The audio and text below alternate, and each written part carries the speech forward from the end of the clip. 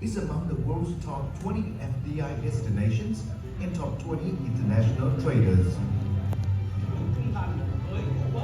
The country, with the success story in development path and foreign investment attraction in the past 35 years, is transforming into an attractive and safe destination, a dynamic and potential market, a destination for investors' success.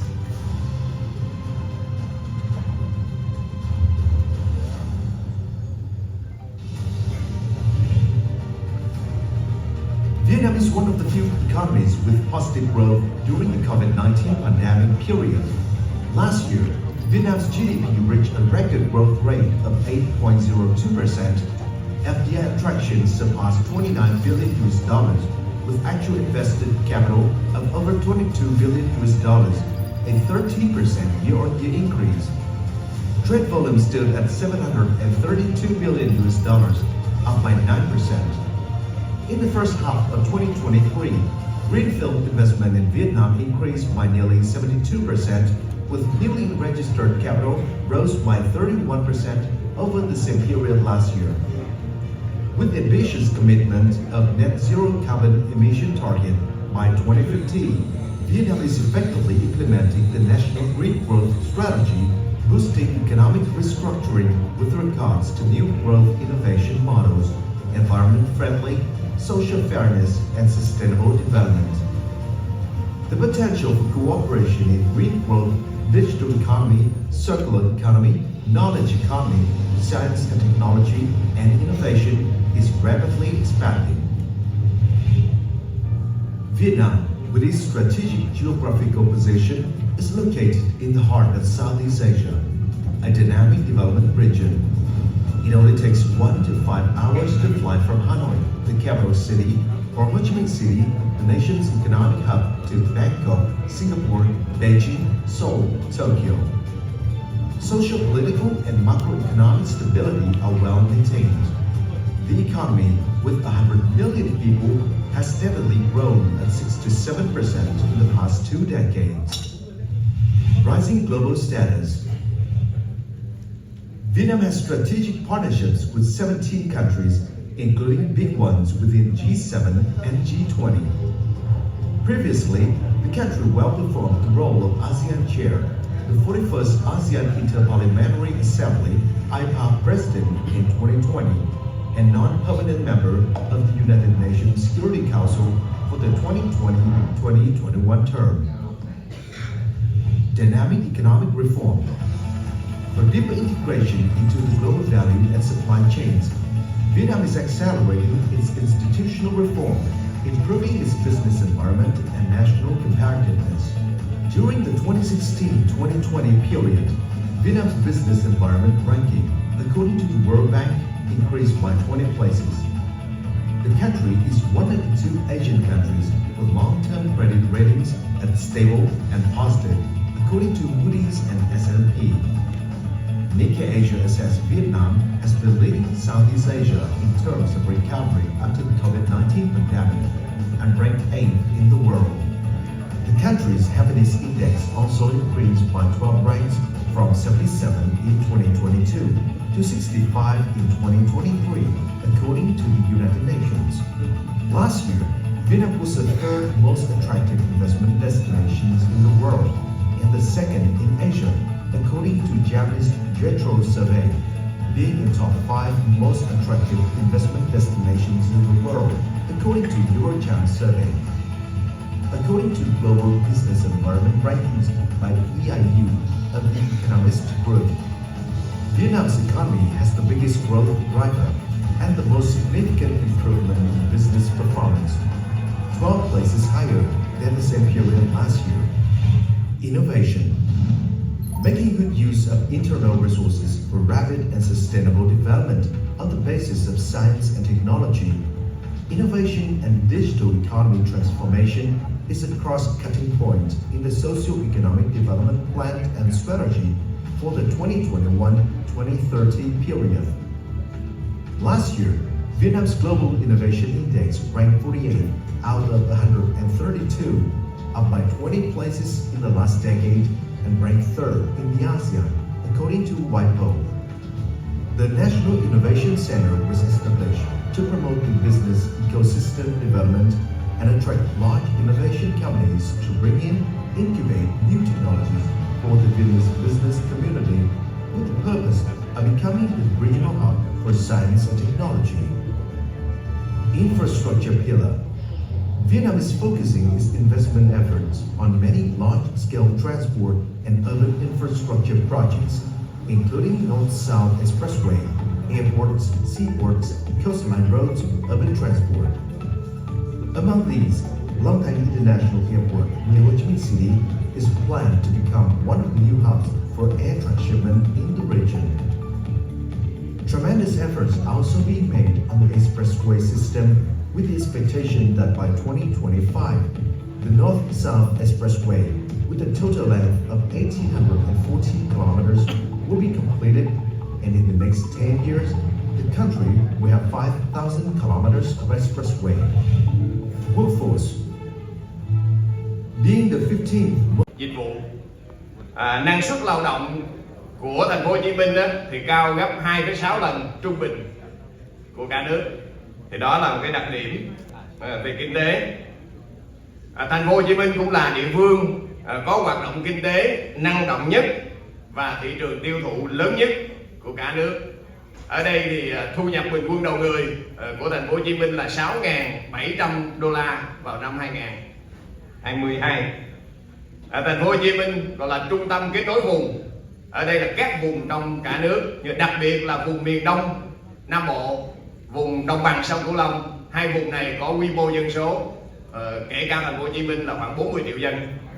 Là đầu mối giao thương quốc tế, có cảng hàng không quốc tế Tân Sơn Nhất, có cảng biển Cát Lái, là những cảng lớn nhất nước.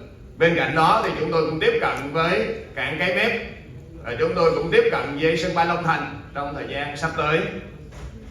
Và thành phố Hồ Chí Minh còn là cái trung tâm về đào tạo nguồn nhân lực với trên 100 các trường đại học cao đẳng, trung tâm khoa học công nghệ có thể nói lớn nhất nước, và cũng là trung tâm chăm sóc sức khỏe cùng với Hà Nội cũng có thể nói là lớn nhất nước.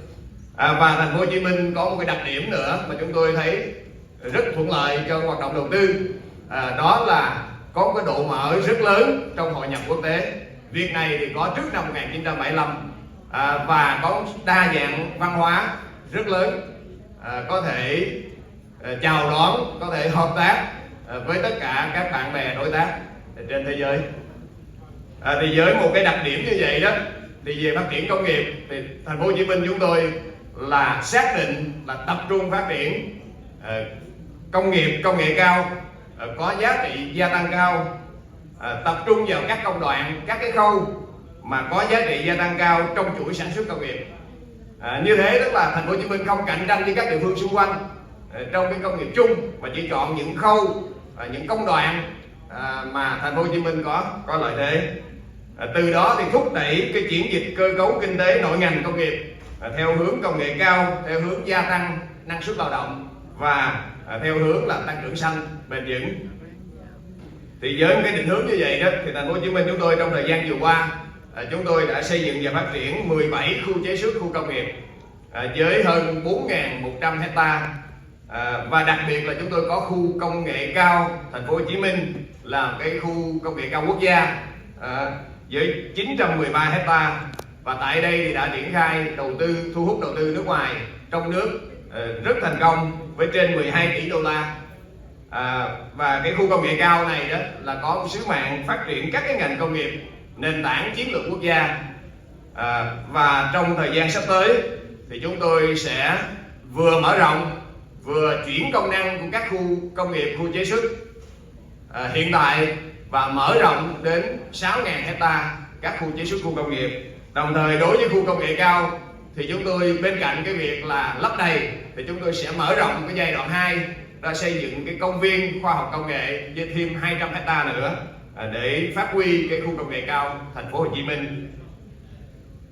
Cho đến giờ này đó thì chúng tôi xin nói thêm một chút về khu công nghệ cao, đó là đã hình thành các cái cụm ngành mạnh trong cái sản xuất, trong cái lĩnh vực công nghệ cao, ví dụ như là điện tử, vi mạch bán dẫn, ví dụ như là công nghệ sinh học, ví dụ như là cơ khí chính xác, tự động hóa. Và chúng tôi phấn đấu là đến năm 2030 thì khu công nghệ cao sẽ là cái công viên khoa học công nghệ đạt chuẩn quốc tế. Và hiện tại thì khu công nghệ cao Thành phố Hồ Chí Minh đang là thành viên điều hành của hiệp hội các cái công viên khoa học công nghệ châu Á. Good afternoon, everyone. I'm honored to be here today at this important event and this important moment in the partnership between the United States and Vietnam. I'd like to extend a very warm thank you to His Excellency, Mr. President, as well as our host today, the Ministry of Investment and Planning. Mr. President, welcome to San Francisco. During his visit to Hanoi in September, President Biden spoke of the boundless possibilities as we deepen the relationship between our two countries under the new comprehensive strategic partnership. This partnership expanded our engagement with Vietnam, and we announced new initiatives, including the newly signed Memorandum of Cooperation on Semiconductor Supply Chains, Workforce, and Ecosystem Development. Together, the United States and Vietnam are building regional trade architecture critical to economic growth and security. Through the Indo-Pacific strategy, we in the U.S. government are prioritizing an open and secure region, helping us to strengthen and diversify supply chains. The Indo-Pacific Economic Framework will strengthen supply chains and focus on key areas including trade, supporting the clean economy, and countering corruption. Our work together on supply chains includes the critical area of semiconductors. In September, we announced a new partnership to grow and diversify the global semiconductor ecosystem under the International Technology Security and Innovation Fund, created by the CHIPS Act of 2022. By building on Vietnam's existing strengths in assembly, testing, and packaging, this collaboration strives to identify new opportunities that will attract industry investments and expand the technical capability of the workforces in both of our countries. Looking around the room, where we see representatives from Vietnam's key manufacturing provinces, as well as representatives from major US companies, it's easy to see the incredible potential we have when we work together.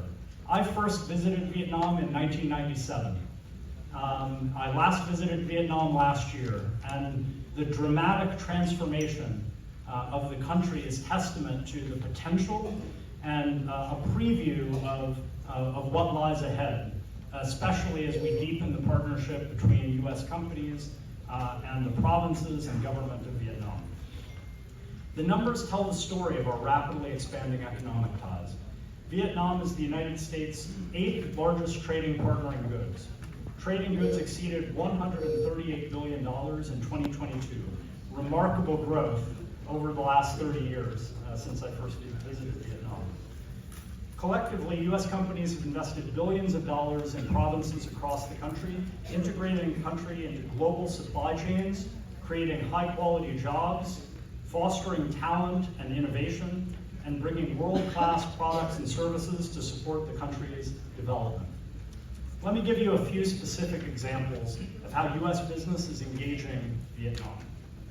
In Ho Chi Minh City, Intel has pioneered the development of Vietnam's semiconductor industry, integrating the country into global supply chains for these critical goods that power everything from our phones to our cars to the digital infrastructure that underpins our modern economy. In Haiphong, GE's renewable energy station manufactures wind turbine generators and components to power the global energy transition. And in Da Nang, Universal Alloy Corporation, one of the world's leading manufacturers of aircraft components, has spearheaded the integration of Vietnam into global aerospace supply chains with its cutting-edge facility there, supplying an industry that is a central enabler of global connectivity and growth. These are just a handful of examples to show how US companies are investing in Vietnam and integrating the country into global supply chains that are diverse, secure, and resilient. Free from forced labor, supporting the dignity of workers, and in line with our climate goals. As they invest, American companies also look to Vietnam to create the regulatory environment based on international best practices that will help them do business. I urge the local leaders here to work closely with U.S. companies to make sure they can invest with confidence in all of their provinces. The United States greatly values our relationship with all of the provinces represented here today, and we're pleased to have our U.S. ambassador here representing. The U.S. is expanding our work in state and local government diplomacy, realizing the essential roles that governments outside of capitals play in forging economic ties. We appreciate all that you do to strengthen the linkages between our two countries. Let me say in closing that we appreciate your leadership in promoting a business climate and deepening the partnerships between our two countries, where American companies can thrive and make positive contributions to Vietnam's economic growth and development. Thank you all very much.